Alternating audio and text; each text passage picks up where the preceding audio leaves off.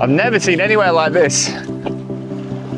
It's absolutely beautiful because it is literally at the tip of Thailand. Obviously there will be other countries the further you go down, but you really feel like you've reached the end of the world.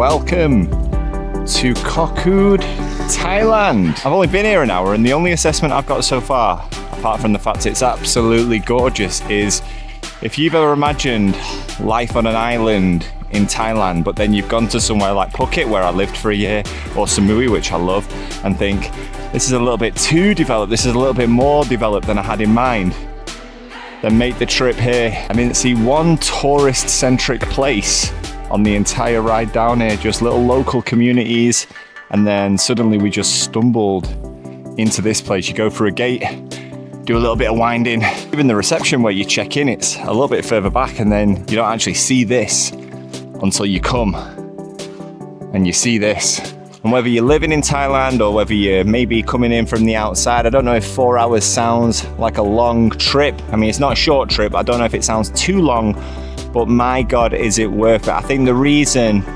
Koh Kood, Koh Chang, Koh Samet, this little chain of islands don't get quite as much coverage, it's because they're a little less accessible. They're a little bit more difficult to reach. Things come to those who wait, right? I'm just sat here on a kayak, burning crisply.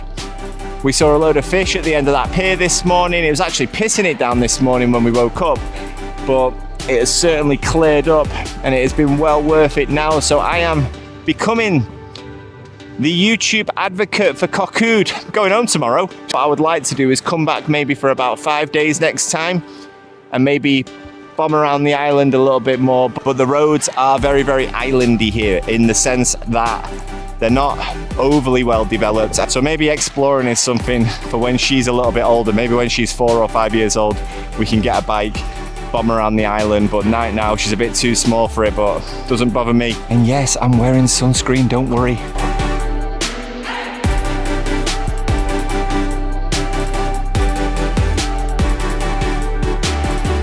Massive birds flying around as well.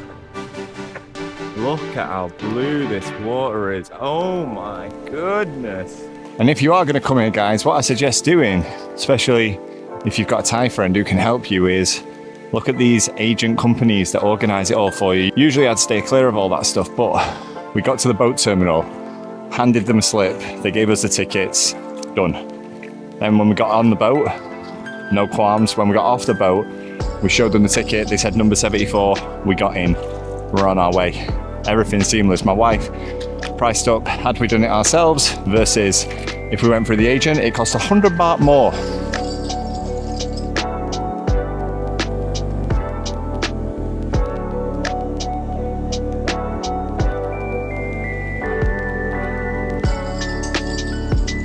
Go for a little walk down the beach right now. The tide looks higher than it is here because of these trees. Beautiful, nice little bit of shade. The sun is crazy hot, and then look at this. Look at these beautiful trees. Is there anything more Thailand than trees like this hanging over you whilst you walk down the beach? Interesting thing about Koh Kood, which I think sums up how off the beaten track this place is.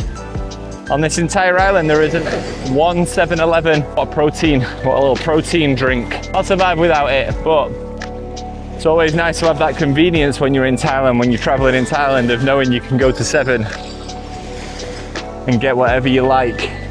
Pretty much the same throughout the country, except here, because 7-Eleven didn't apply for the licensing. I think it's because, from what we're told, all the resorts are really spread out. There isn't really a Patong type area or a Chaweng type area that's really concentrated where they could stick that 7 in the middle and get that baht. So right here seems to be little beach bungalows.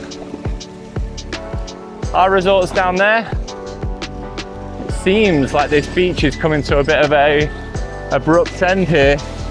So let's have a little walk up and see, would it be worth 7-Eleven sticking a shop right there on the end of that pier? Imagine that, a pure glass 7-Eleven on the end of that pier there. Kind of like that Lawton in front of Mount Fuji that everyone takes photos at. Be very uncomfortable for the person who has to sit there working all day like a bloody greenhouse, but it would certainly bring in some extra tourists, because you know people like 7-Eleven.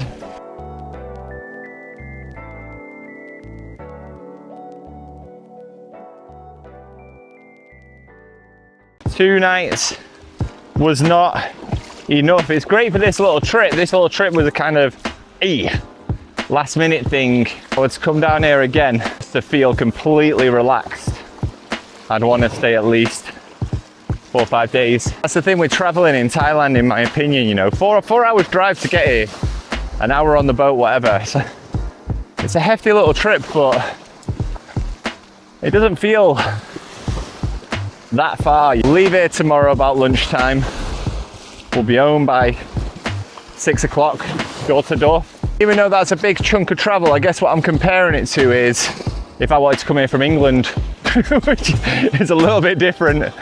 You're probably looking at the best part of 24 hours to get to Bangkok from England, let alone another half day traveling to somewhere like this. And I think when I was there before, splashing around with little one in that crystal blue water, I've said before, not everything's easier, you know. I know it looks it. This is easy. I know it looks it, but not everything's as easy when you're living here permanently. Times like this, I certainly would not want to live anywhere else.